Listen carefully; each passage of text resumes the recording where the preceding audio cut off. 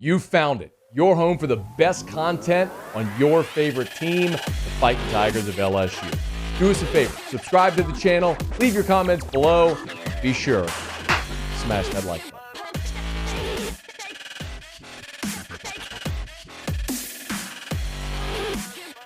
Somehow missed this last week. Brian Kelly was a guest on Bussin with the Boys. That's a podcast on Barstool. And it actually dropped on April the 5th. So that was last Wednesday. It was 8 days ago.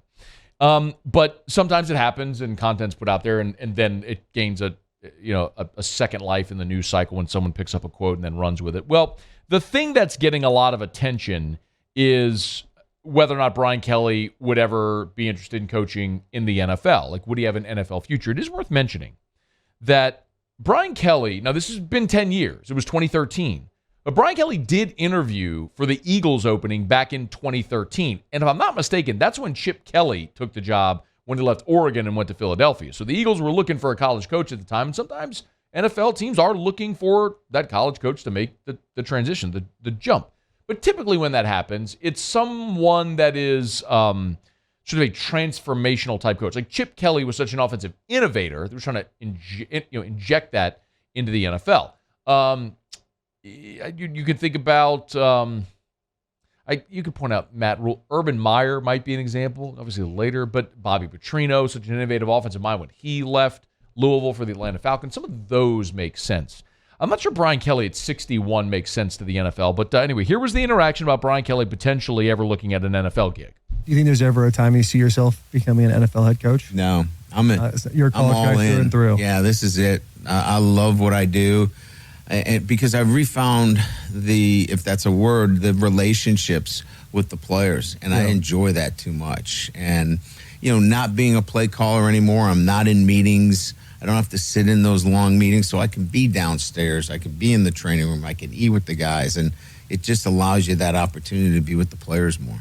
For what it's worth, and I totally believe him. Maybe that's naive. An NFL team could always come along and offer him $20 million a year, and maybe he looks at that and goes, okay, I don't have to recruit. I can make that money. I get summers off. I mean, there's some of it that makes sense, right? But coaches don't typically jump to the NFL late in their career.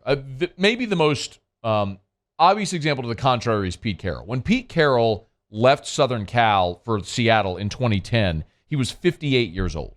Brian Kelly's 61 already. And I'm not sitting here saying 61's old. It's not like the guy's got a foot in the grave. I'm just saying as far as a coach looking to potentially make a career move, it's typically, if it's going to happen earlier. Nick Saban, when he left LSU for the Miami Dolphins, was 53 years old. Urban Meyer, who was, again, out of coaching, but went to Jacksonville, he was 56 when he went to Jacksonville. But like I mentioned, Bobby Petrino, he was 45. When Matt Rule left Baylor for Carolina, he was 45. That's typically what you see. Guys in their 40s maybe make that jump after a college career. Not exactly what, but you could sort of look at Cliff Kingsbury, a guy in his 40s who made that jump to Arizona as well in his 40s. But at this point, I don't know that Brian Kelly would have. I mean, he could have stayed at Notre Dame forever. They were not going to fire him. He could have been the coach there forever. He could have won a lot of games. But Brian Kelly left because there was one thing he could never do at Notre Dame, and he knew it, and that's win a national championship. As odd as that is to say, because of their championship history, the current state of that athletic department and that university is such that they will not give him the resources you need to be able to assemble a roster to beat Georgia or Alabama or LSU consistently enough in a championship setting to win a national championship. So he knew he could have the resources here to do it, which is why he's here. And I think if and or when he does that at LSU, that will be the crowning achievement of his career. And then is when he might start thinking about retirement, whenever that may be. But I don't think he's necessarily close to that. And that's what he talked about when it came to recruiting. The guys asked him about like the high school talent in the South. And as a matter of fact, this is one of the things the day Brian Kelly was hired, I sat in the press conference and asked him because he came here and got players from time to time out of Louisiana. Most recently, Logan Diggs, the running back from Rummel, who's up at Notre Dame right now. He's come here and tried to win some of those battles. So Brian Kelly knows very well about the high school talent here. That's part of why he's here. Lack of distractions, right? They're not sitting in front of PlayStations. there's not a lot of other things that take them away from field sports. They're outside playing for the most part. And, whether it's being involved in football or track and field or, training, they're involved in this game. And it's something that they can do year round. The weather obviously has a lot to do with it. The ability to play spring football. All of those things, although they seem small, when you add them all up, each one of them contributes to really good high school football, really good feeder systems relative to, colleges that are down here. And in particular, kids grow up wanting to play at the flagship school. And there's not a lot of state universities that have that. You know what's interesting? That Brian Kelly saying that, right, makes sense. And it's all things that we've talked about here. And it's all things that you, intellectually know, right? You can play spring football. It's why does college baseball rule in the South?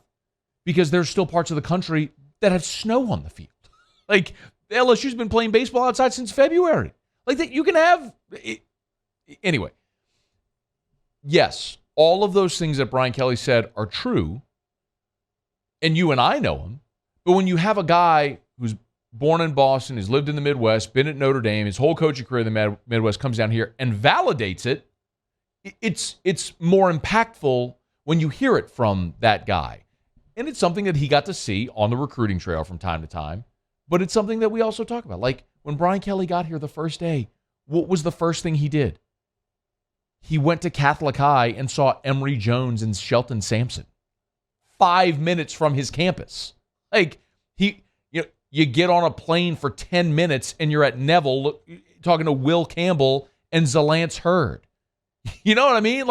You take a car ride across town to Woodlawn to see Ricky Collins. That's the competitive advantage that you have here that he didn't have there.